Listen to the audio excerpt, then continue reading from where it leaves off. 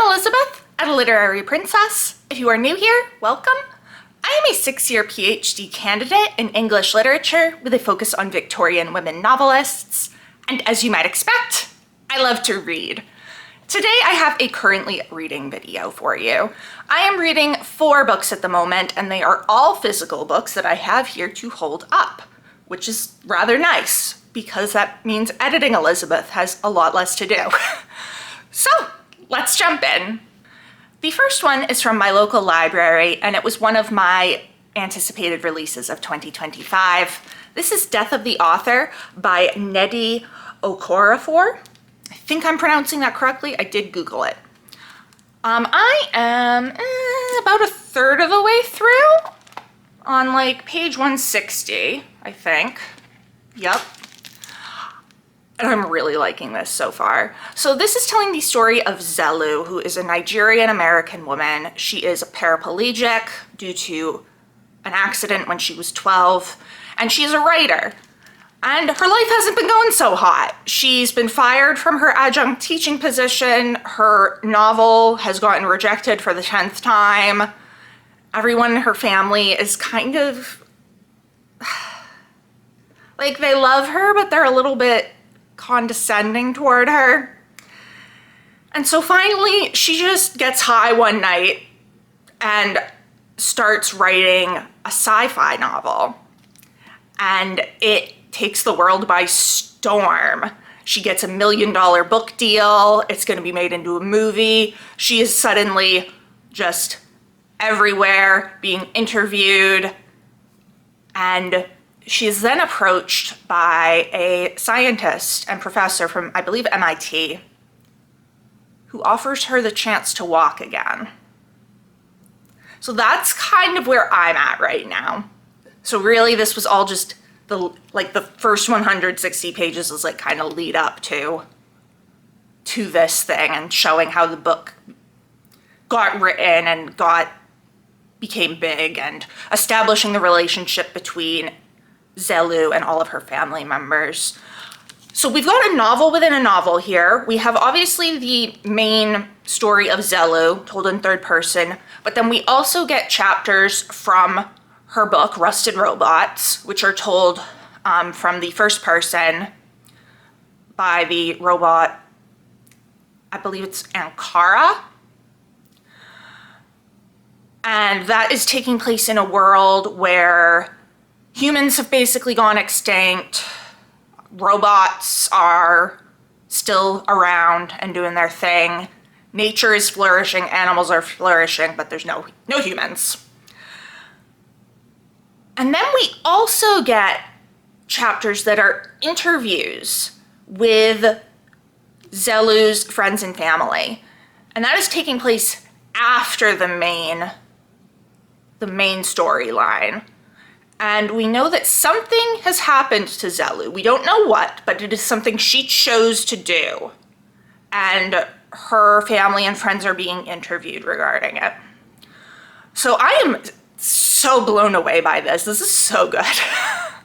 I'm really enjoying it. And I can't wait to see where it goes because I don't know where it's gonna go right now. I'm like, I have no idea. Let's go. I am ready for this ride. I wouldn't be surprised if I finished it this weekend. My husband is once again away ice fishing, although I don't know where, how, because it's been like 60 degrees several times in the past week, and I don't see how the ice is gonna be stable for that. But anyway, so I have the apartment all to myself. It's just me and the kitties. And I'm gonna sit on the couch and read the entire time. So I think there's a pretty good chance that I will be finishing this weekend because it is so good. I just started it last night and I'm already 160 pages in. So really liking this so far. Next up is one that I am reading for my book club, which is next week, I believe, yes. And this is the cover of this. So this is from my university library. And if you've been here a few times, you'll know that my university library often has hardcovers, but they are naked hardcovers, which, like, fine, whatever, I don't care. This one was a naked hardcover. but they have pasted a printed out picture of the book cover. And I'm like, why? What? Anyway, this is I Know Why the Caged Bird Sings by Maya Angelou. This is the first of Angelou's autobiographies. It is covering her childhood in Stamps, Arkansas, possibly? I can't remember if that's the state, somewhere in the South.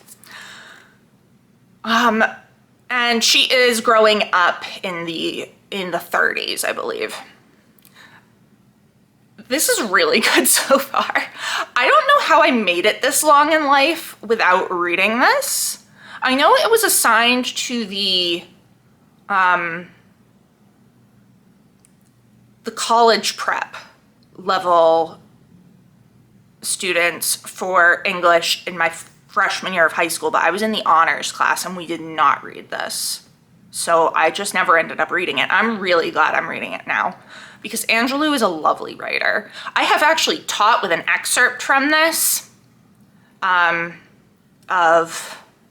Angelou working for this white woman who starts calling her purposefully by the wrong name, and that makes Angelou pretty mad. And I don't blame her. I use that in my first year writing courses during our personal essay unit, but it's there because it's a good piece of writing and it shows like how to tell a story and whatnot, and it's got great examples of dialogue and whatnot, but it's also there because there's always students that just don't get my name right, and like even when I correct them, they continue to not get my name right. So I use this kind of to like be like, tisk tisk. See how important it is to call people by their correct names? And then of course we look at it in relation to the African American experience and why being called the wrong name might specifically be offensive for someone who has grown up with this legacy of slavery and is now living in Jim Crow and etc. So anyway, I am about halfway through this and it's really good so far. Like I said, Angelou's a beautiful writer. I'm really enjoying it. I'm glad I'm finally reading the whole thing. Next up is another one from the university library, but it is from Interlibrary Loan. It has a real cover. It's also a paperback. This is for my dissertation. This is Too Much: How Victorian Constraints Still Bind Women Today by Rachel Verona Cote. Cote? I went to school with a girl whose last name was spelled like that and hers was pronounced Cote. But I don't know. Anyway, so this is largely what it says, but it is looking at how in Victorian England, there was this kind of this popularization of the idea of women's emotions being too much and how the constraints that were put on that still continue to affect us in the 21st century. The fourth chapter of my dissertation is looking at how this idea of overproduction in writing has started in the 19th century and was specifically targeted toward women, though not always, but frequently, and how it is continuing to affect the literary canon in the 21st century, and also how we look at 21st century media, books, music, movies, etc. So I thought that this might be helpful for that.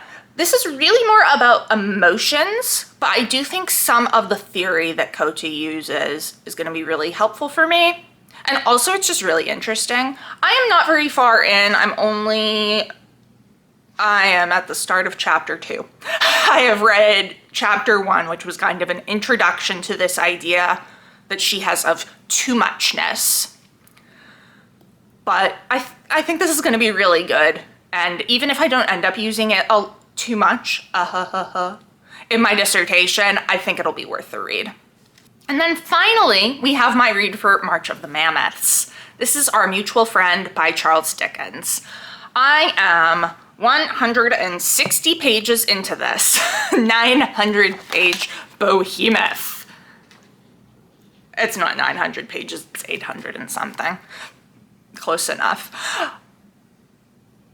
And like, even though I'm almost 200 pages in, Dickens is just getting started. This has a humongous cast of characters. Like, huge. And I am really still trying to get a handle on all of them and how they're going to relate to the main plot and what exactly is the main plot and who's kind of like a major player in this and who's more of a minor player in this. So the whole book really centers on this guy Harmon's dust piles. Harmon has died. His son John was supposed to inherit the dust piles. He is found drowned in the river. So the dust piles go to Harmon's servants, the Boffins, and makes them incredibly rich. But there are all these people around who are kind of affected by it. So we have, for instance, Lizzie Hexam, who is the daughter of the man that pulled the body out of the river. We have Bella, and I'm not remembering her last name. I think it begins with a W. Can I just find it quickly, maybe?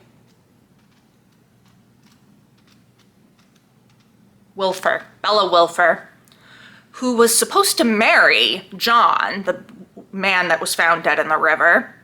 So she would have been incredibly rich and married, even though she'd never met the guy. Him marrying her was a stipulation of his inheritance. We've got the Boffins, who I really like. They're really sweet and like kind of funny, really funny, but like good people. We also have the Veneerings, who are kind of this new money family, and they have a whole circle of people around them, including this couple that they kind of convinced to marry each other by convincing each of them that the other was rich when they're not. And so now these two, the Lamels, I think they're called, they're like, we need to make money somehow. They're both like adventurers, gold diggers. And so they're kind of hatching a scheme. And then, I mean, God, there's so many characters in this. We have Mortimer Lightwood, who is the lawyer that handled the Harmon will. His friend Eugene, who I'm still not really sure what he's doing, but they are kind of looking into how did John die? And it has been said by someone that this was a murder and someone has been accused. So we're going to be investigating into that. And I know from the introduction that we still have a bunch more characters to be introduced in the next part of the book. So, because I mean, Jenny Wren, who I have heard of because of Katie from Books and Things, she hasn't even appeared yet. She comes in book the second. We're only in book the first. I don't even know how many books are there? There's 4 books. Okay. Yeah. Book the first takes us to a little over 200 pages. Book the second will take us a little over 400, so about halfway. Yeah. So, I mean, we're not even going. Dickens is just giving us all the background information we need. I am really enjoying this. It is kind of confusing with the huge cast of characters, especially since I really haven't had time to just sit and read a huge chunk all at once. So it's like I'm reading a few pages here and there, and then I come back to it a few days later, and I'm like, okay, who are all of you again? However, I think it's gonna get really, really good. And again, I think I'm gonna get through a pretty decent chunk this weekend since I just get to sit and read the whole weekend by myself with no TV going in the background. It's gonna be great.